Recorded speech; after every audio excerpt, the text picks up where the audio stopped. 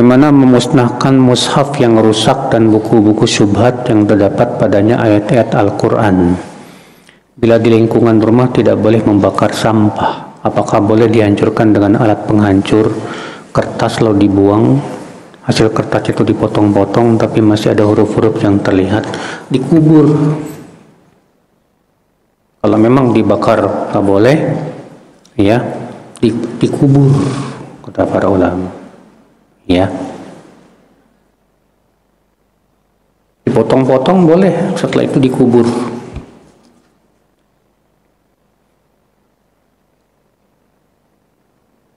Apakah gaji para buzzer itu haram? Buzzer ini kerjaannya apa, Pak? Kalau buzzer ini tujuannya untuk menjelekkan orang, membuli orang, menyerang lawan, haram. Ya, buzzer ini kan biasanya, Pak, digunakan untuk menyerang biasanya, Pak.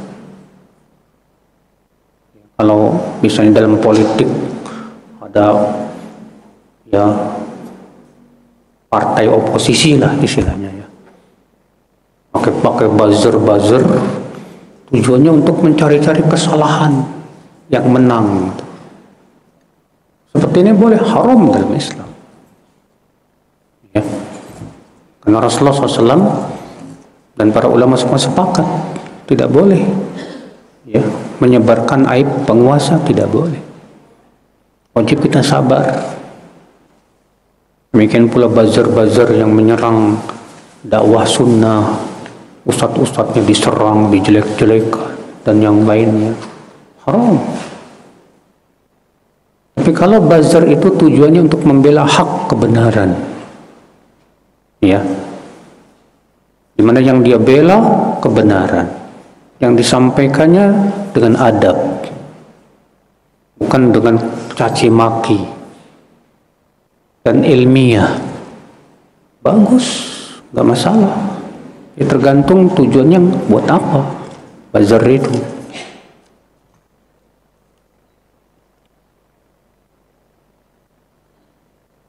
Apabila memberi pada seseorang tapi mengharap balasan untuk akhirat, boleh? Boleh lah.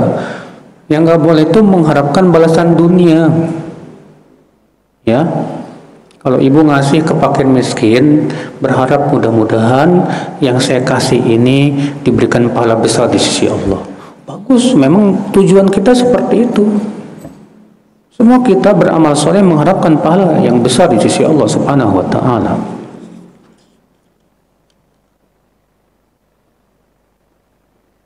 Jika seorang muslimah sholat dengan bajunya sampai menutupi mata kaki, dan dia memakai kaos kaki tapi punggung kakinya terlihat bentuknya dengan kaos kaki tersebut, apakah sholatnya sah atau dia harus memakai bawahan mukena?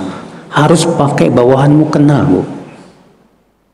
Memang sebagian ulama, saya ingat saya seperti Imam Syafi'i mengatakan kalau kakinya terlihat sah. Namun yang rajih bahwa kaki wanita itu aurat. Ya, dalilnya hadis yang sudah saya sampaikan tadi, bahwa Rasulullah SAW memberikan rukhsah kepada sahabiat untuk memanjangkan kainnya 1 jengkal. Apa kata para sahabiat? Idzan tankashifu aqdamuhunna ya Rasulullah. Kalau cuma sejengkal, ya Rasulullah, masih kelihatan telapak kakinya nanti. Maka Rasulullah pun memberikan rukhsah 1 hasta. Ya. Apa hukumnya membeli kartu izin vaksin untuk syarat ibadah umroh? Kenapa harus dibeli, Bu? Ya, karena diwajibkan harus vaksin meningitis dan juga vaksin polio. Kalau beli berarti bohong dong. Gak usah takut, ya. Setahu saya meningitis dan vaksin polio halal, tapi kecuali kalau memang ibu tahu betul ternyata haram misalnya. Ya. Jadi ibu tetap vaksin aja, nggak usah dibeli-beli segala. Ya, takut Ustadz misalnya pengaruhnya jelek buat badan. Alhamdulillah banyak cara untuk mengantisipasinya, Bu.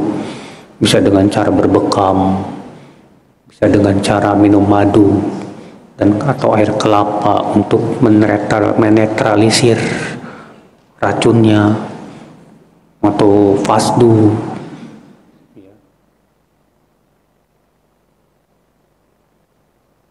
Saya pernah mendengar orang yang bunuh diri akan mati 2 kali. Kematian pertama arwahnya akan bergentayangan hingga datang waktu kematian yang sesungguhnya. Mana ada dalilnya? Orang yang mati sudah nggak bakalan balik lagi ke dunia. Ya, perkara yang harus kita pahami, Bu. Perkara yang gaib tidak boleh ditetapkan pakai otak akal, Bu, nggak boleh. Apalagi cuma kata orang nggak boleh. Perkara yang gaib itu harus ditetapkan oleh dalil. Ya, karena yang mengetahui yang gaib hanya siapa? Allah Subhanahu wa Ta'ala. Disebutkan dalam surat Al-Mu'minun ayat 99 100. Allah mengatakan hatta idza jaa ahadahumul maut qala rabbirji'un la'alli a'malu salihan fima taraktu kalla. Sehingga apabila datang kepadanya kematian, dia berkata, ya Allah, kembalikan aku kepada dunia supaya aku bisa mengamalkan amalan yang telah aku tinggalkan waktu di dunia. Apa kata Allah? Tidak, sekali-kali tidak. Artinya orang yang sudah mati nggak bakalan balik lagi ke dunia, nggak bakalan. Ya, kalau ada orang yang mati suri gimana Ustadz? Itu memang belum mati sebetulnya. Ya, belum Allah takdirkan mati. Nah, ini Bu ya. Di lingkungan perumahan kami, kalau sholat Jumat tiba, kebanyakan ikhwan sholat di masjid sunnah di luar tempat tinggalnya daripada di masjid perumahan yang masih ada bid'ahnya, padahal jamaahnya lebih banyak, Ustaz. Apakah sholat Jumat di masjid sunnah di luar tempat tinggal itu lebih utama, Ustaz, dibandingkan dengan sholat di perumahan sendiri yang banyak kebid'ahannya? Masalahnya Pak, sholat Jumat itu ada khutbah Jumat. Kalau yang khutbahnya itu menyampaikan syubhat, kena hati kita gimana? Ya. Sementara kan mendengarkan majelis ta'il, majelis yang di situ disampaikan bid'ah nggak boleh.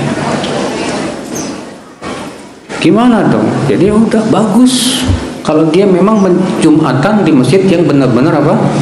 Sunnah, dan khotibnya pun menyampaikannya sunnah di sini, bukan kebid'ahan. Untuk keselamatan kita nggak masalah. Ya, Allahu a'lam.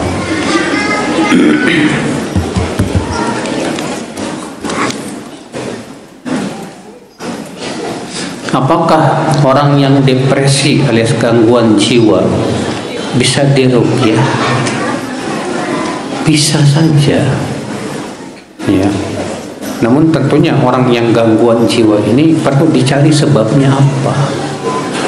Karena gangguan jiwa itu banyak sebabnya, Pak. Kalau sebabnya jin, bisa diruqyah. Tapi kalau sebabnya karena apa?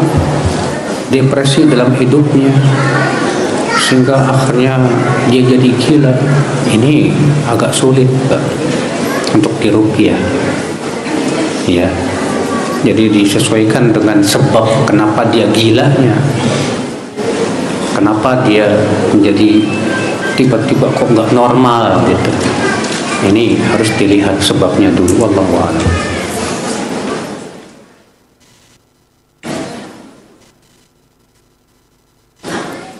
Tiap subuh sekarang sejeda waktu antara adzan dan iqamahnya diperlama sekitar 10 menit setelah adzan. Namun sejak itu para jamaah banyak yang melakukan sholat sunnah qobliyah subuhnya menjadi 4 rakaat. Banyak amat qobliyah subuh 4. Ya, akhirnya qobliyah subuh itu cuma 2 rakaat. Gak boleh lebih dari 4. Karena demikian yang diperintahkan Rasulullah tidak, ya, mengatakan la tusallu ba'dal fajri illa raka'atain, jangan sholat setelah subuh, setelah masuk fajar kecuali 2 rakaat aja. Mungkin maksudnya 4 rakaat ini 2 rakaat qobliyah subuh di rumah, pas datang ke masjid tahiyat masjid. Nah, tahiyat masjid bukan qobliyah subuh. Jadi itu hukumnya tersendiri, jangan dimasukkan dalam qobliyah subuh. Karena memang Rasulullah memerintahkan kalau kita masuk masjid, kata Rasulullah, idza dakhala ahadukumul masjid fala yajlis hatta yusalli rak'atain. Apabila salah seorang dari kalian masuk masjid, jangan duduk sampai sholat apa? 2 rakaat. Dan itu sunnahnya sunnah muakkadah, bukan sunnah biasa loh, Pak. Sunnah yang sangat ditekankan, sampai-sampai Rasulullah ketika khutbah Jumat, lalu ada sahabat yang masuk masjid langsung duduk, negor Rasulullah, kamu sudah sholat belum? Belum ya Rasulullah. Qum farka, bangun, sholat kamu 2 rakaat. Sampai demikian, padahal mendengarkan khutbah Jumat hukumnya apa? Wajib. Bahkan sebagian ulama seperti Syekh Albani pendapatnya tahiyat masjid itu wajib. Berdasarkan hadis tadi, berdasarkan kaidah bahwa yang wajib tidak mungkin gugur oleh yang sunnah. Yang wajib itu pasti gugur oleh yang wajib lagi. Sehingga atas dasar itu kata mereka apa? Ini menunjukkan bahwa sholat tahiyat masjid hukumnya wajib. Itu pendapat Syekh Albani. Ya, saudaraku seiman, rahimani rahimakumullah jami'an.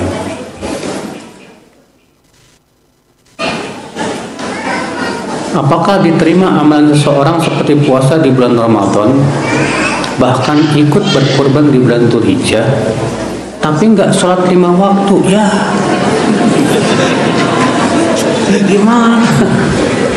Akhi, sholat 5 waktu itu tiang agama, kata Rasul. Wa amuduha sholat, tiang agama itu sholat. Lah kalau tiangnya hancur, roboh semuanya. Roboh. Rasul sabda, al-ahdul ladhi bainana wa baina syirki wal kufr tark as-sholah faman tarakaha faqad kafar. Batasan antara kita dengan kesyirikan dan kekafiran itu sholat. Siapa meninggalkannya maka ia kafir. Bayangkan, gimana dia berkorban, dia berhaji, tapi sholat 5 waktu ditinggalin. Gimana? Nggak tinggal. Disuruh sujud sama Allah nggak mau. Iblis, Pak, tahu nggak? Iblis itu nggak mau sujud sama siapa? Sama Adam.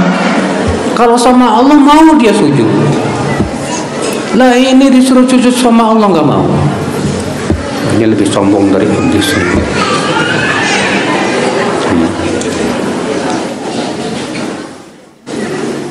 Amalan paling utama dalam sholat jamaah lebih banyak lebih baik. Qadallah masjid dekat rumah seringkali tidak ada jamaahnya, paling banyak 3-5 orang. Seringkali harus adzan sendiri, iqamah sendiri, sholat sendiri.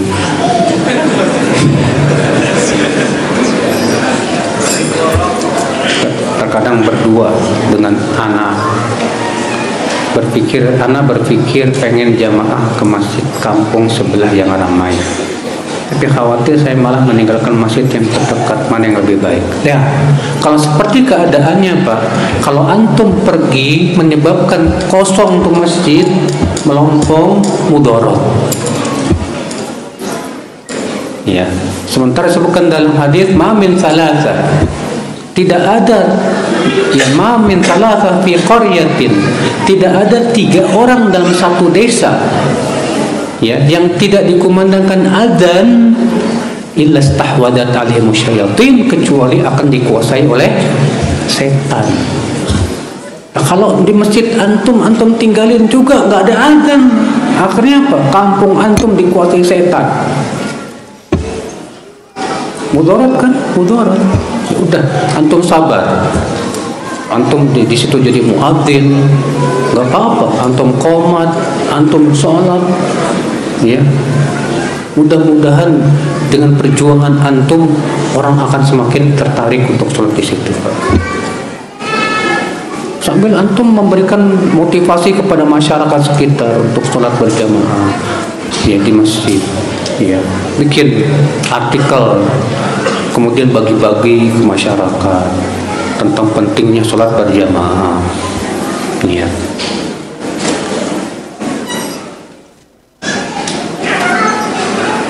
Apakah diterima amalan seseorang seperti puasa di bulan Ramadan? Udah tadi. Apabila saat menjadi imam kita berniat membaca surat agak panjang, lalu terbetik pikiran agar terdengar orang lain, apakah yang benar kita lawan pikiran tersebut atau mengganti surat yang kita baca agak lebih pendek agar kedengaran orang lain? Maksudnya apa ini? Kalau agar kedengaran maksudnya sum'ah, biar dipuji orang, jelas syirik. Tapi kalau agar terdengar maksudnya mengajarkan orang tentang sunnah. Bang, salat subuh itu sunnahnya 60 sampai 100 ayat. Boleh, bagus, nggak masalah. Ya. Walaupun tentunya tetap kita melihat keadaan jamaah kita, Pak. Kalau jamaah kita nggak biasa 60 sampai 100 ayat, besok-besok akhirnya nggak mau sholat subuh lagi berjamaah, mudarat. Ya udah, pendekin dikit nggak masalah. Dilatih, Pak, dilatih. Ya.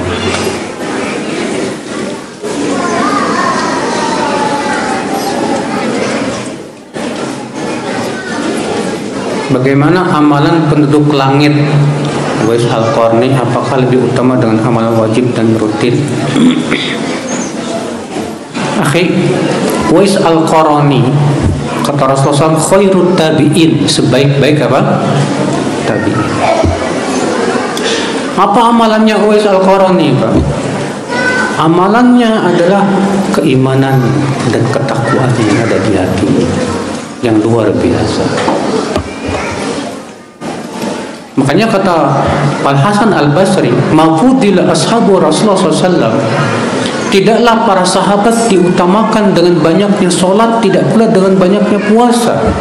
Wa inna mafudilu bima waqara fi qulubihim, tapi mereka diistimewakan oleh Allah dengan apa yang ada dalam hati mereka, berupa ketakwaan, keikhlasan, rasa takut kepada Allah yang luar biasa, rasa cinta kepada Allah yang luar biasa.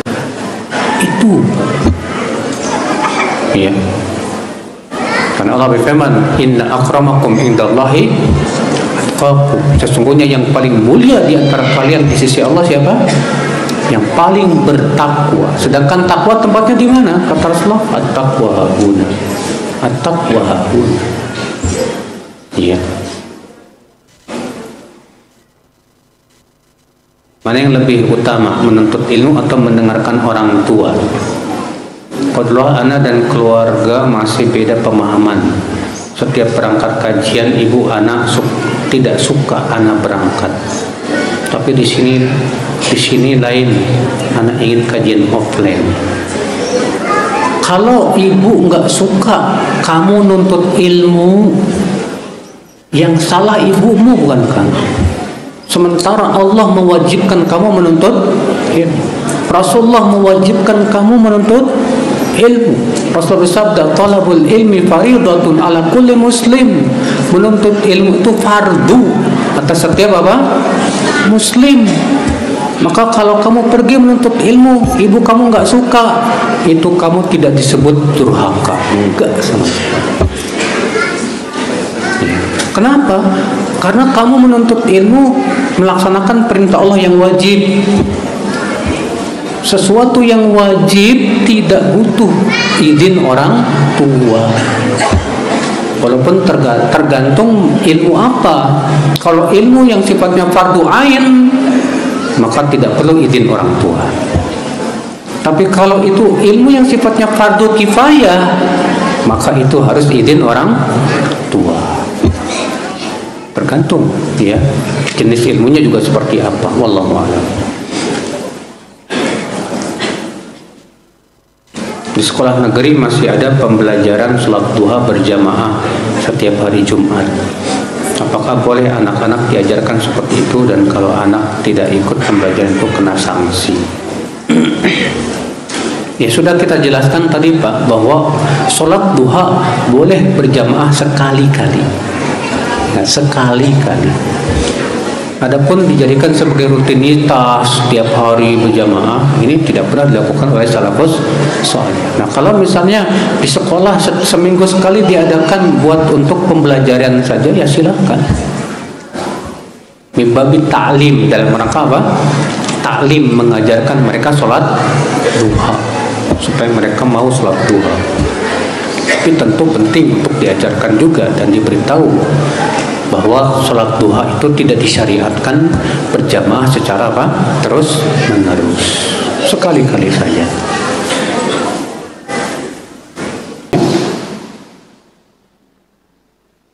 Kenapa sekolah sunnah mahal? Sedangkan yang tidak memiliki rezeki yang banyak, anak yang banyak, suami hanya berjualan, kebutuhan yang banyak tidak mencukupi untuk sekolah sunnah.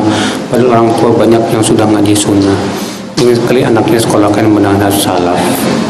Bu, kalau ada yang bertanya kenapa sekolah sunnah mahal, Ibu pertama memberikan sebuah hukum yang sifatnya menyamaratakan. Semua sekolah sunnah mahal. Padahal kata siapa? Ada bahkan yang gratis ada. Ibunya aja nggak paham. Cuma masalahnya ibu cuma taunya yang mahal-mahal doang. Yang nggak mahal ibu nggak pernah tahu. Ya. Jadi ini yang pertama Bu, jangan memberikan sebuah vonis secara umum sekolah sunnah mahal semua, nggak bener ya. Yang kedua, kalau ternyata ada sekolah sunnah mahal, kita husnudon. Kenapa dia mahal? Bisa jadi pertama dia ingin memberikan kualitas yang terbaik. Dari sisi apa? Ya, pertama pelayanan buat muridnya, biar mereka bisa tidur yang nyaman, makanannya yang enak. Kemudian mereka ingin memberikan yang terbaik untuk para guru, maka mereka ingin gaji guru-gurunya dengan gaji yang gede, supaya guru itu fokus mengajar. Sebab kalau dikasih gajinya kecil, akhirnya apa? Gurunya nyari duit. Kalau guru nyari duit, nggak fokus ngajar, akhirnya sekolah nggak ada kualitas. Tapi ketika gurunya fokus ngajar dan dia bisa profesional bagus, makanya akhirnya dimahalkan karena untuk mempertahankan kualitas tadi. Iya.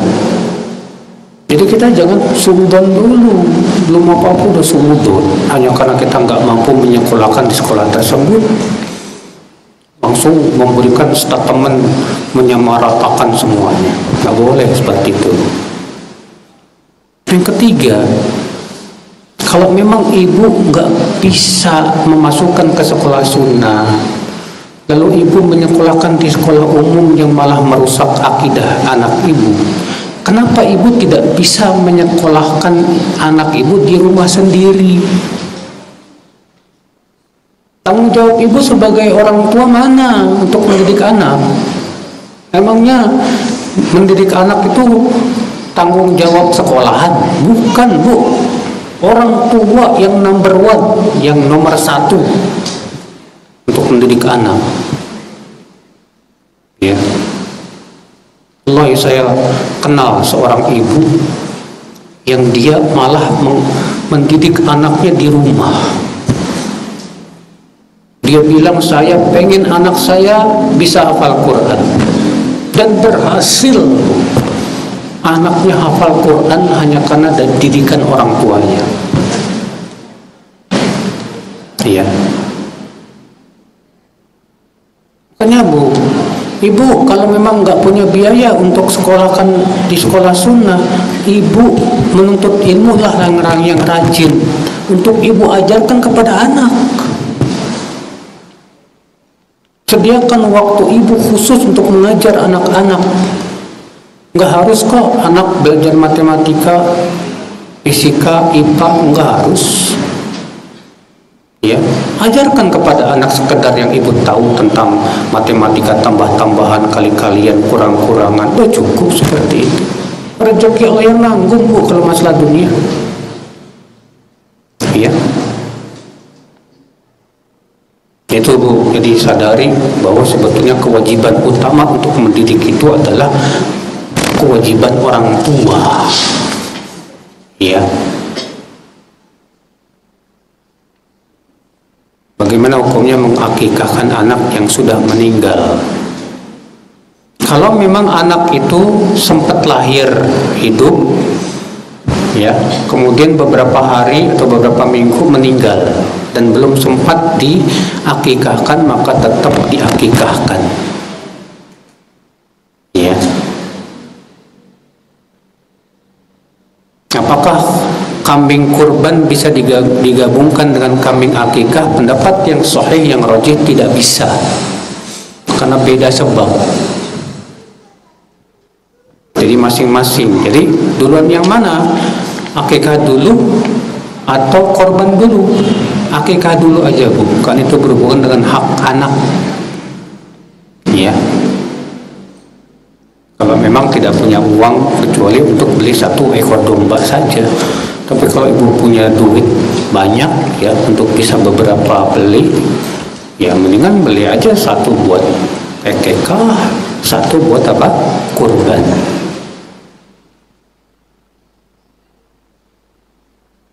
Apa benar suami yang sudah mengenal sunnah dan sudah berilmu itu sulit dinasihati? Ya tergantung orangnya. Ya. Karena suami saya sulit sekali dinasihatin Ustadz untuk meninggalkan teman-teman perempuan yang bukan mahram. Tuh, katanya sudah mengenal sunnah. Kalau masih gaul sama bukan mahram, belum mengenal sunnah tuh Bu, masih awam itu, belum hijrah itu. Ya.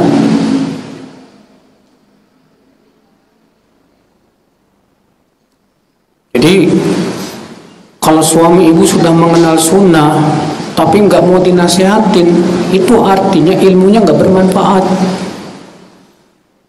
Ya, sebab ilmu yang bermanfaat itu menimbulkan ketawaduan dan mau menerima nasihat yang baik.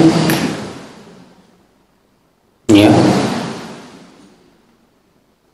istri saya sering banget nasihatin saya, Bu, kamu itu gini. Ya, udah kita terima aja kalau memang benar, kenapa harus tolak? Ya, nggak perlu kita merasa saya ustadz, kamu siapa? Itu kan namanya sombong, kan? Nggak boleh seperti itu. Ya. Jadi Ibu jangan memberikan statement yang menyamaratakan suami yang sudah kenal sunnah dan berilmu sulit dinasehati. Waduh, ini kaidah dari mana ini? Ya, gak semua begitu. Kebetulan aja suami Ibu itu, ya.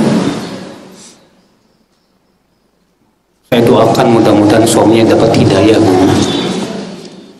Mudah-mudahan kalau memang suami itu udah ngaji, mudah-mudahan ya ilmunya bermanfaat buat suami.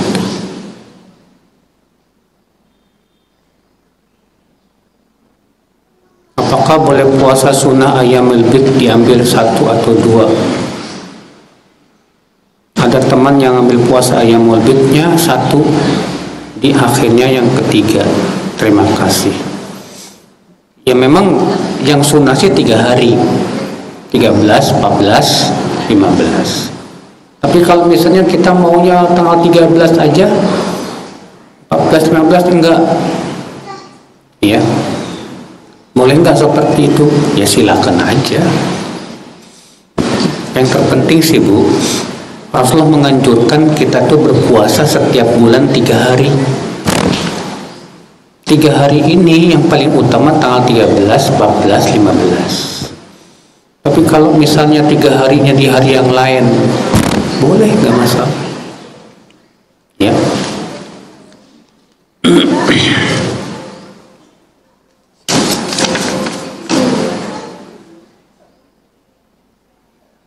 Apa hukumnya masak pakai biji pala?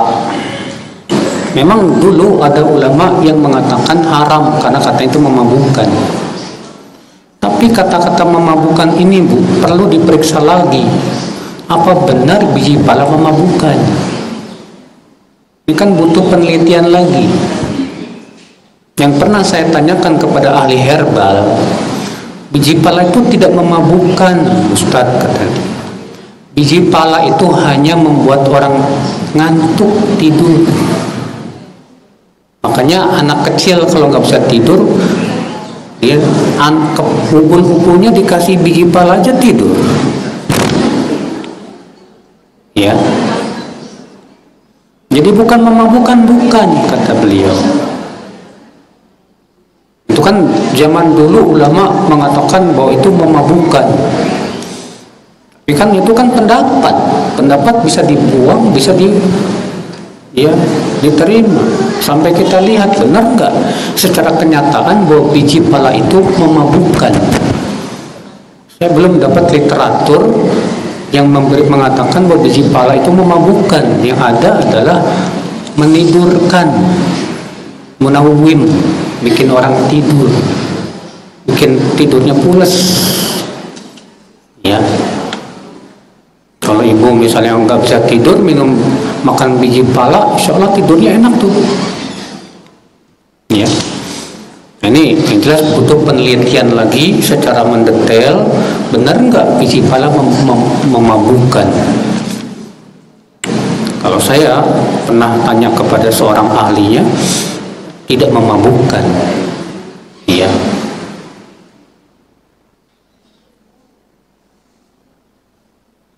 Sebelum kenal sunnah, anak saya yang lahir dan meninggal. Tapi waktu itu saya tidak bilang alhamdulillah karena belum tahu, Ustaz. Hanya mengucapkan innalillahi. Apakah dapat pahala? Dapat kalau memang saat itu ibu sabar dan ridho dengan ketentuan Allah. Apakah korban begal jika mati terbunuh dia langsung masuk surga, Ustaz? Yang jelas Rasulullah mengatakan bahwa orang yang mati dalam keadaan mempertahankan hartanya, dia mati syahid. Dia mati apa? Mati syahid. Jadi kalau ada begal mau ngambil motor kita dan kita pertahankan sampai kita mati dibunuh, maka kita mati syahid. Masya Allah. Dan itu mati mulia, ya, mati mulia itu.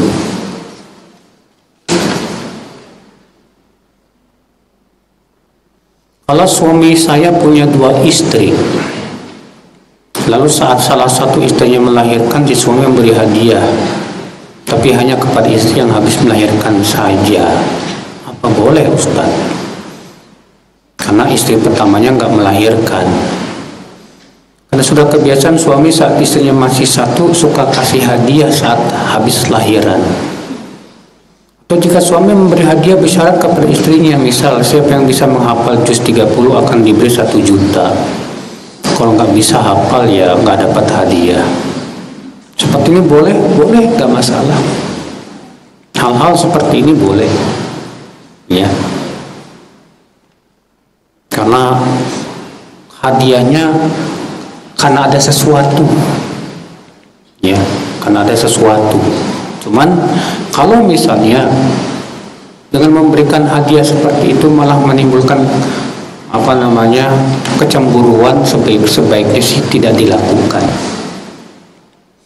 Kalau misalnya tadi siapa yang bisa hafal juz 30 dikasih 1 juta, akhirnya membuat si istrinya berlomba-lomba untuk menghafal. Ya bagus seperti itu untuk memotivasi.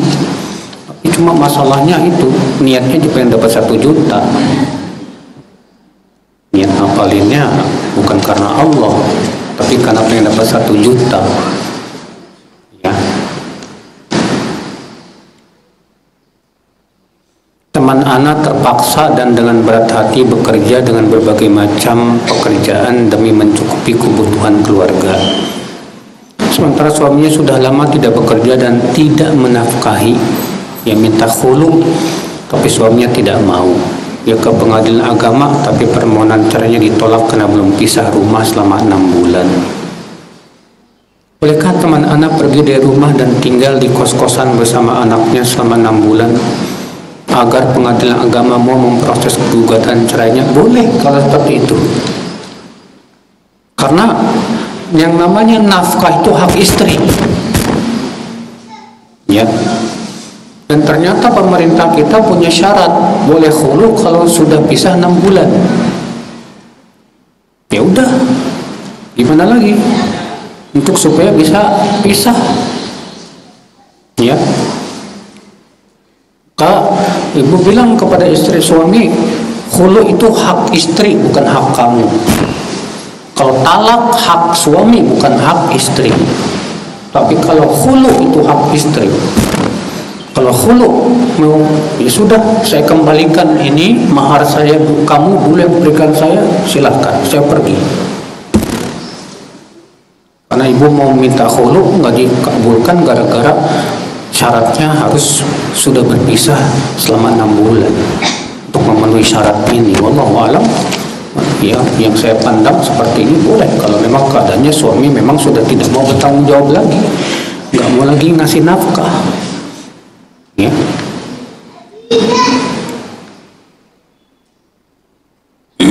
Boleh nggak Ustadz mengharapkan sesuatu berlebihan? Misalnya berharap pengen dapat uang 10 miliar tapi tanpa ikhtiar yang maksimal. Ya. Yang lebih baik, Bu,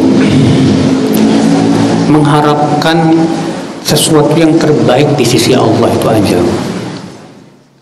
Karena belum tentu 10 miliar tersebut baik buat kita. Ya. Jadi berharapnya bagaimana? Saya berharap yang terbaik aja di sisi Allah. Itu yang terbaik, yang menunjukkan akan keridhaan seorang hamba.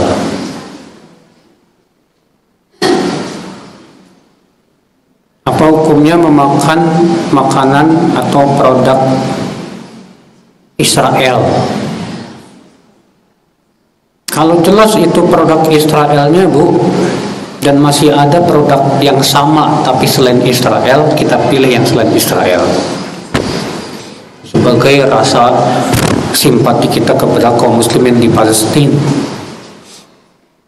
Kalau baru terafiliasi,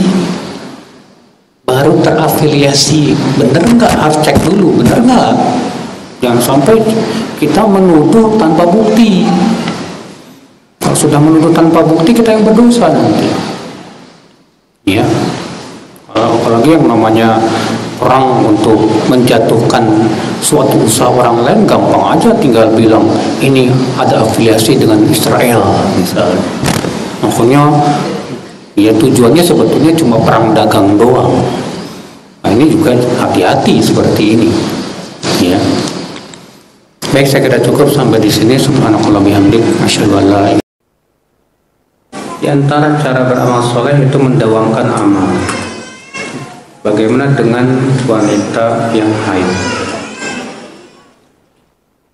Yang wanita yang haid itu kan yang nggak boleh cuman puasa, sholat, ya kan? Zikir masih boleh, sedekah masih boleh, ya. Mendengarkan kajian boleh, kalau tidak duduk di masjid. Pakai streaming kan sekarang masya Allah kajian rata-rata disiarkan langsung di streaming, ya kan? Ya. masih banyak. Jadi nggak usah sedih. Kalau kita tidak mampu atau terhalang dari suatu amal, jangan kita stuck. Jangan. Cari amalan lain yang bisa kita lakukan. Antum nggak bisa haji, dan amalan haji yang luar biasa. Gara-gara antum nggak bisa haji, kemudian kita tidak bersaing dengan mereka. Harus bersaing, Mbak. Cari amalan yang nilainya sama dengan haji. Contohnya apa? Datang ke majelis ilmu. Rasulullah SAW sebutkan dalam hadis, man goda ilal masjid aw roha la yuridu illa an yata'allama khairan aw yu'allima khairan raja'a bi ajril hajj taman hajjatu. Siapa yang pergi ke masjid tidak ada niat kecuali untuk mengajarkan ilmu atau mempelajari ilmu, maka ia pulang dalam keadaan membawa pahala haji sempurna hajinya. Luar biasa, saudara iman. Jadi kalau kita nggak bisa mengamalkan suatu amalan, jangan kita stuck. Kita cari amalan lain yang pahalanya sama besar. Ya, begitu cara berlomba-lomba. Seperti halnya di zaman Rasulullah SAW, orang fakir miskin datang ke Rasulullah dan berkata, wahai Rasulullah, dhahaba ahlud duthur bil ujur. Orang kaya, ya Rasulullah, pergi membawa pahala banyak, ya Rasulullah. Yusalluna kama nusalli wa yasumuna kama nasum wa yatasaddaquna bi fuduli amwalihim wa la natasaddaq wa yahujjun wa ya'tamirun wa yujahidun. Wahai Rasulullah, orang kaya pergi membawa pahala banyak, ya Rasulullah. Mereka sholat seperti kami sholat, mereka puasa sebagaimana kami puasa, dan mereka bisa sedekah, kami enggak. Mereka bisa haji, bisa umroh, kami enggak. Apa kata Rasulullah? Menuntun kepada amalan lain. Kata Rasulullah, awala adullukum ala amal idza amiltumuhu ya talhaquna man sabaqakum. Maukah aku tunjukkan kalian kepada amal yang kalau kalian mengamalkannya, kalian bisa mengejar tuh orang-orang yang sudah mendahului kalian itu. Apa itu Rasulullah? Ucapkan setelah salat, Subhanallah 33 kali, Alhamdulillah 33 kali, Allahu Akbar 34 kali. Diamalkan sama orang miskin. Rupanya orang kaya tahu. Akhirnya orang kaya mengamalkan. Waduh, orang miskin datang lagi ke Rasulullah. Hai Rasulullah, orang kaya tahu amalan kami. Rasul tertawa sambil bersabda, fadlullah yu'tihi man yasha.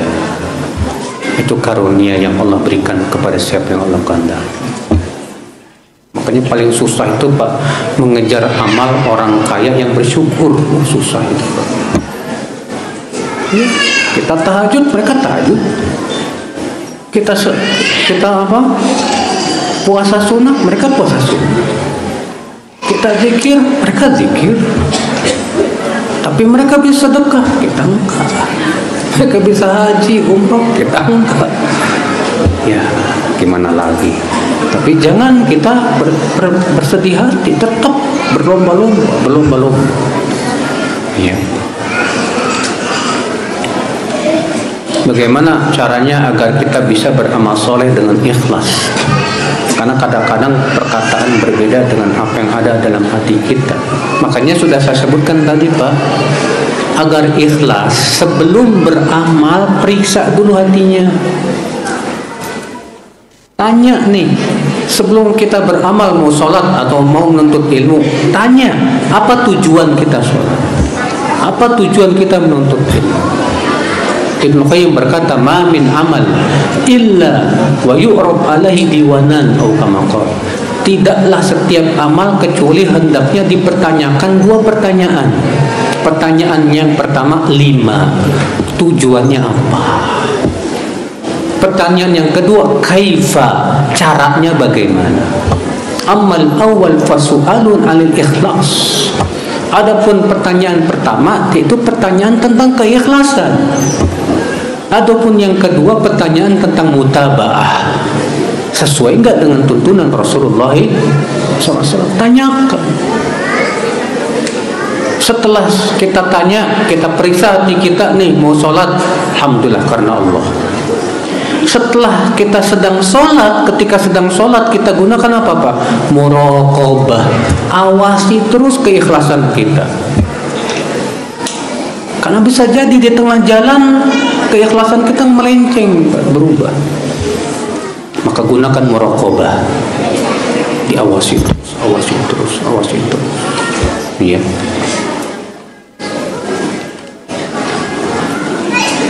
Anak dan suami memiliki penghasilan masing-masing. Lalu kami berkorban atas nama kami masing-masing. Bagus. Kalau suami punya duit sendiri, istri punya duit sendiri, bagusnya masing-masing mereka berkorban.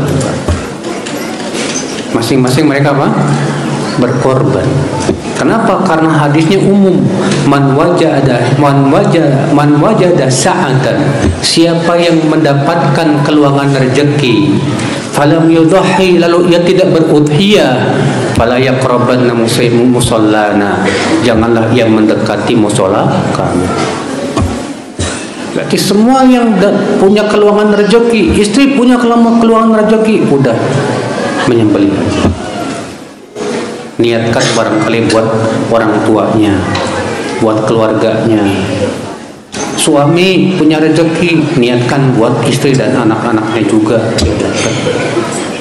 Ya.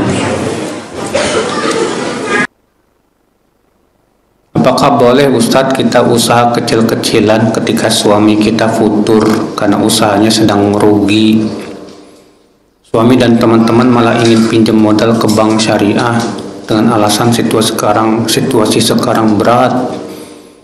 Bingung bagaimana buat bertukar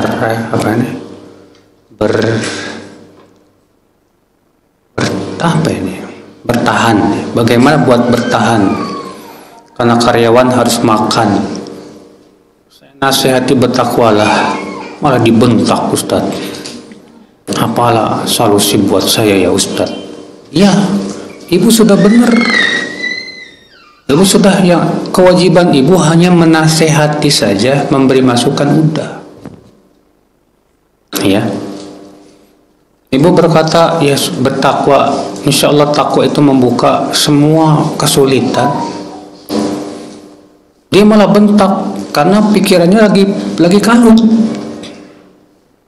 Karena pikirannya lagi kalut, bentak ibu akhirnya.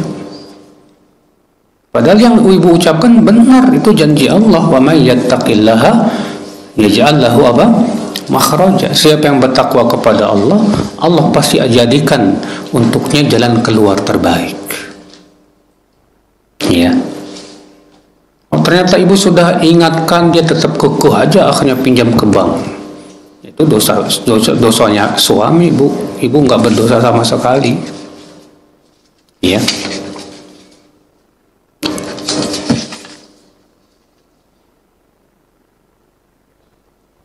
Kalau datang haid saat kita sedang junub dan belum sempat mandi wajib, apakah tetap tidak boleh mendengarkan Al-Quran sampai selesai haid? Kalau ibu datang haid saat sedang junub, yang lebih baik ibu tetap mandi junub untuk meringankan hadas ibu.